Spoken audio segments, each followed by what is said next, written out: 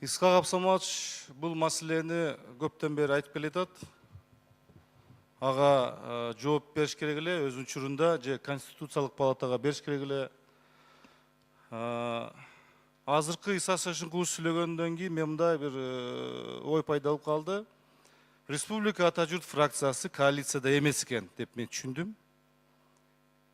Эми бул жерде Исхак Абсаматовичтин логикасына келсек, бүгүн легитимдүүлүгү жөнүндө сөз болуп атат.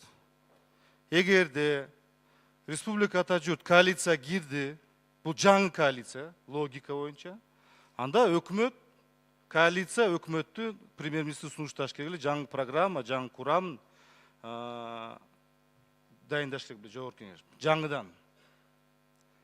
Анан 75 статьяда эгерде жаңы коалиция түзүлүп калса, урматтуу Дастан Артисбекович, сиздин дагы ошол жерде полномочияңызды тастыкташ керекпиз. 75-нчи берине так жазылып турган. Ошого бул жерде логиканы караш керек. Коалиция бул фракциядан түзүлөт. Эгерде жаңы фракция келди, значит жаңы коалиция деген сөз. Жаңы коалиция деген сөз бул жаңы коалицияны түздүк деп айтты. Түздү дегенде жарыя кылгандан кийин жаңы өкмөт, жаңы премьер-министр, же ошол эле өкмөт, бирок жаңыдан келиш керек процедуралары. Ошого бул маселени мындай жөн калтырбай, бул маселеге тагыраак жооп бериш керекпиз.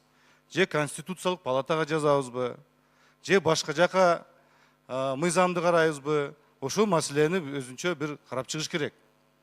Анан кийин Республика Ата Журтка мен суроо берет элем. Силер коалициядасыңарбы же жөн эле прикрепленныйсыңарбы? Ошого дагы жооп берип койуш керек. Рахмат.